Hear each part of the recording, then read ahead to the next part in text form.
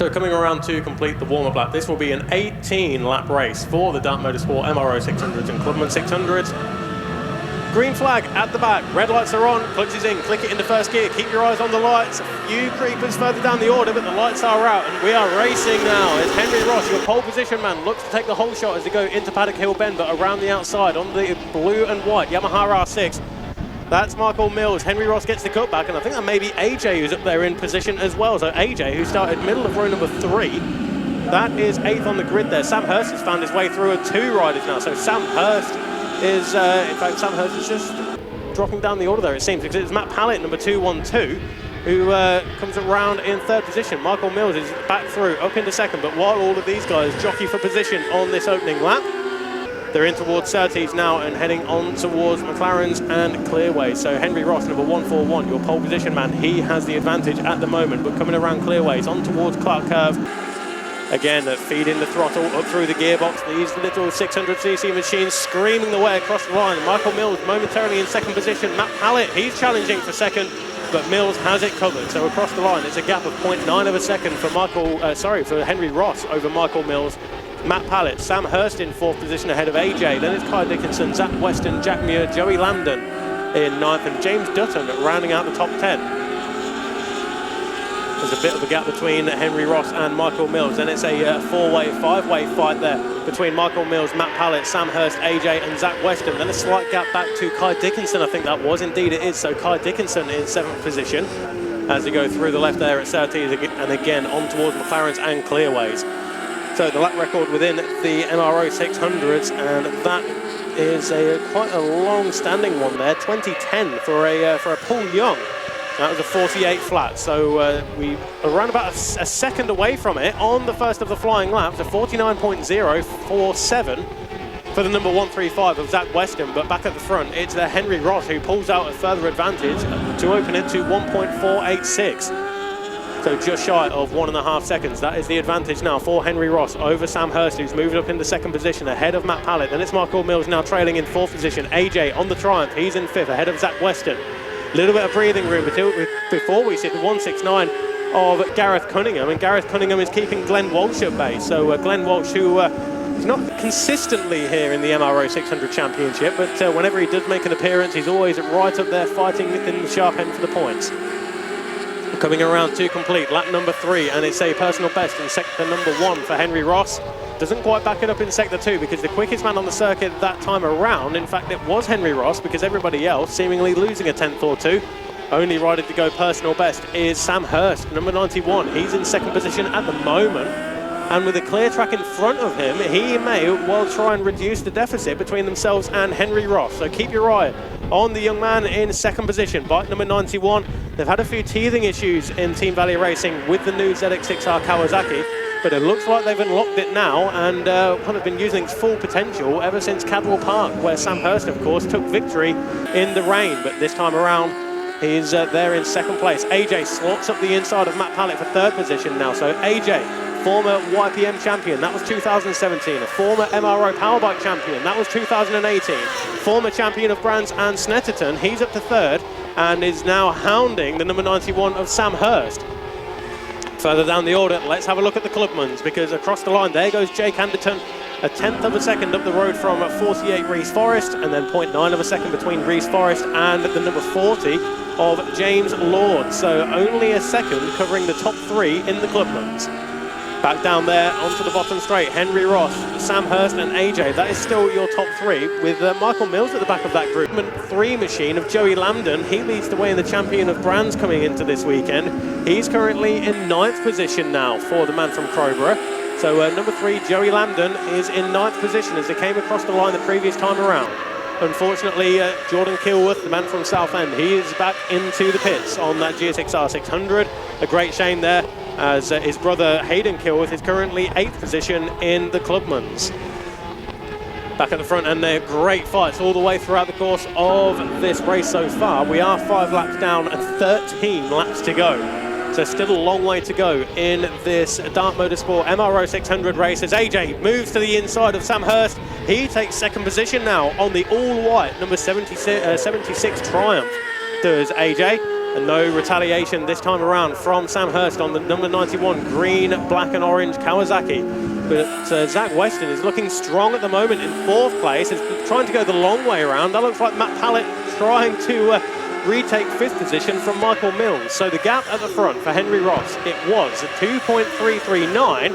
This time around, it's 2.406 over AJ, who sets the fastest lap of the race with a 48.878. Looking around the circuit, we can see that the rain flags are out, but it is just spitting. So if you are listening on TSL, there's no heavy rain. It is just little flickers of water in the air, but it won't phase these guys whatsoever. So Henry Ross leads the way, but AJ has put some distance now between himself and Sam Hurst. And as they come through in towards sector number 2, and right on cue, AJ goes purple in that first sector. So he set the fastest lap of the race 1 lap ago with a 48.878, and he's looking good to do it again. So Henry Ross, he's on his way around Clark Curve now, getting the power down on that blue number 141 Yamaha R6.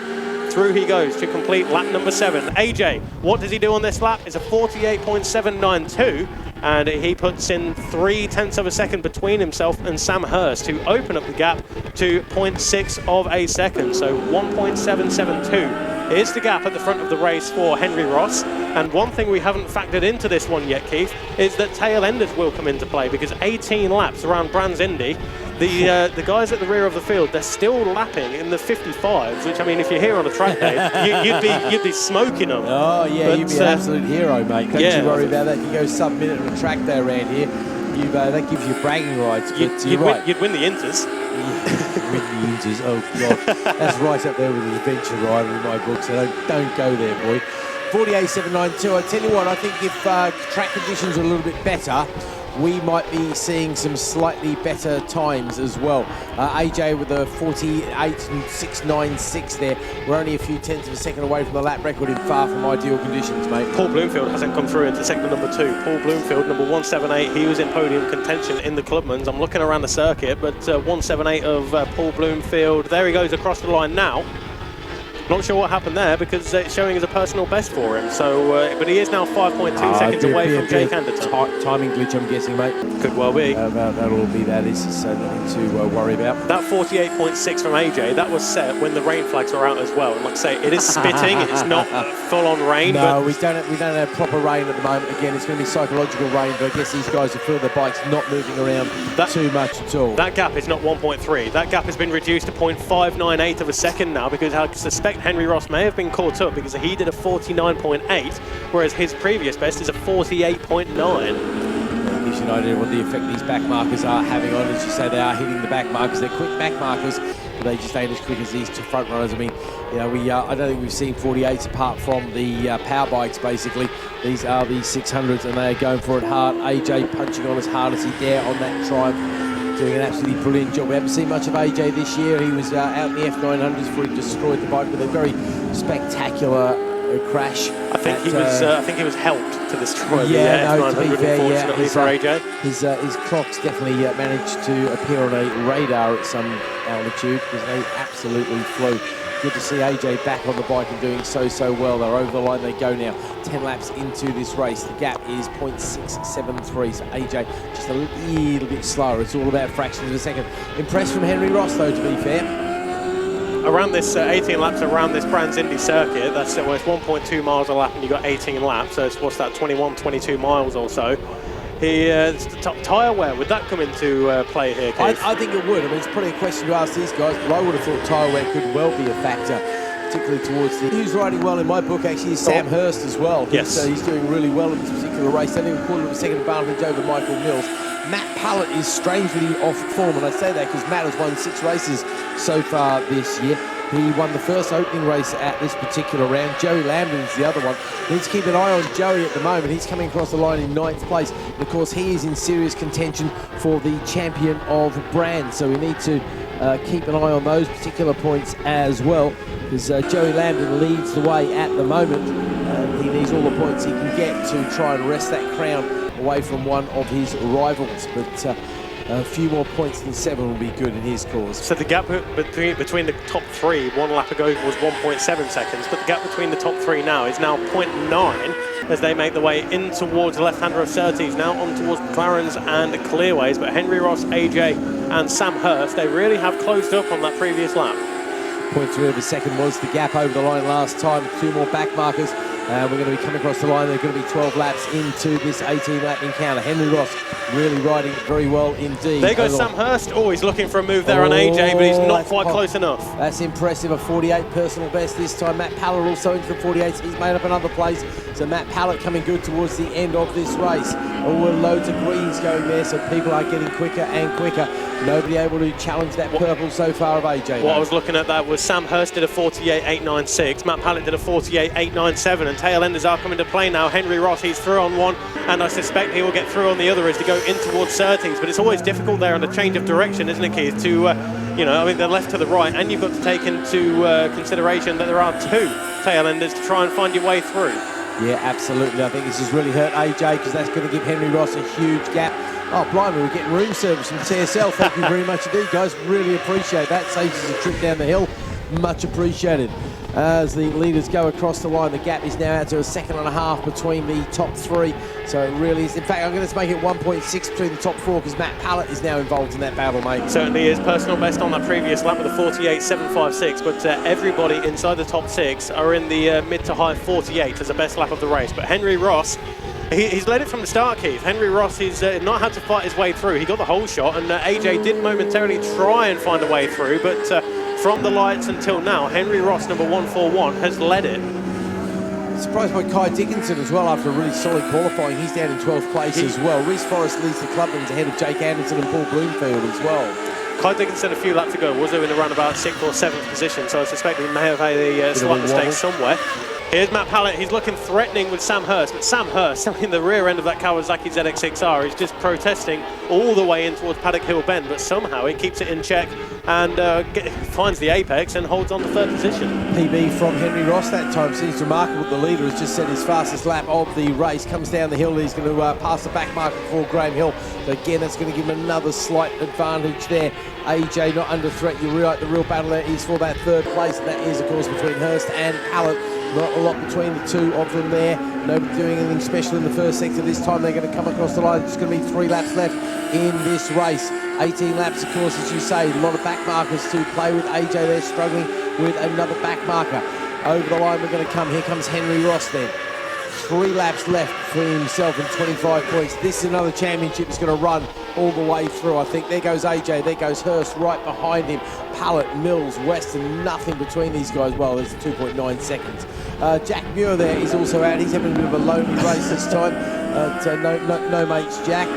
There's going to be Cunningham, Lambden in 9th place at the moment. So 7 points still on the board to give him a few more. Michael Mills trying to find a way up the inside of Zach Weston, but to no avail, unfortunately, and Zach Weston is through on the tail ender as well, so Michael Mills losing out on 2 counts, it would seem, as he goes round Surtees. But we do have 2 1/4 laps to go, while the race leader of Henry Ross makes his way around Clearways on towards Clark Curve now to start the penultimate lap. But 1.9 seconds, he really has managed it from the front as Henry Ross. It's been a great ride so far for him, but AJ, Sam Hurst and Matt Pallett, they're going to have to argue over 2nd, 3rd and 4th, and unfortunately one of them will not be on the podium. PB that time for Sam Hurst, a 48.8, so there really is a cracking pace there. Got to be in the 48s if you want to be on the first 2 rows in the next race. That is an amazing turn of speed from these guys. I tell you what, AJ is going to come under pressure from Hurst. Hurst is pushing on very hard indeed. I wonder if the Northerner can do it. Certainly the logo. Oh, somebody's into the Paddock Hill there. The rider is up and okay. Can't quite see who that is. The yellow flags will go fluttering. Obviously, that's going to have an effect. Maybe someone in the top 14 here, because the top 14 are all across the line now. Sorry, mate. Hurst has just managed to go purple in the first sector, but he seems to have lost out just a little bit going past the back marker. That'd be very frustrating for him, so I think he would have been right up there with AJ.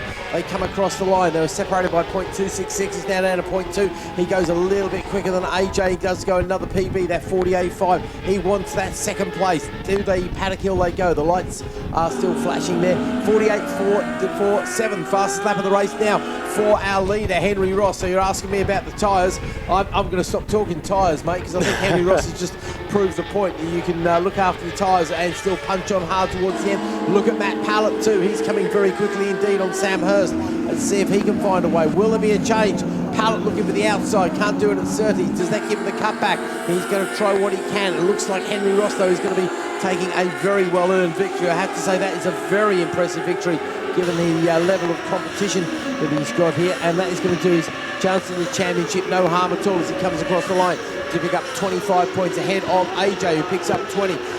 Very impressive ride from Sam Hurst. I've got to say that third place, very hard for. Matt Pallett will hold on to the championship lead, I think. I'm not going to get the pen out just yet. Then Zach Weston just behind him, and that, of course, is the critical champion. You mentioned the championship. Matt Pallett came into this one, I think, with 33 or 37 points. Either way, it was more than 25, so he will lead the championship in the MRO 600 series at the end of that one. Unfortunately, dropping down the order is the number 14 machine of Jack Muir. Oh, no, that'll be Jack who lobs it there at Paddock Hill Bendicourt. So poor old Jack, he can't even blame somebody else for that one, I don't think, because he was on his own, wasn't he? He was like 10 seconds adrift from the man in front, a few seconds up the road from the man behind. I'm glad it's him going to be having a word with his dad, James, because I wouldn't fancy a word with James afterwards to smash me bike up. No. James, a former winner of the Manx Grand Prix, of course, so he knows a thing about racing bikes himself. Okay, looks like we've got a little bit of scooping up to do after that race, so we'll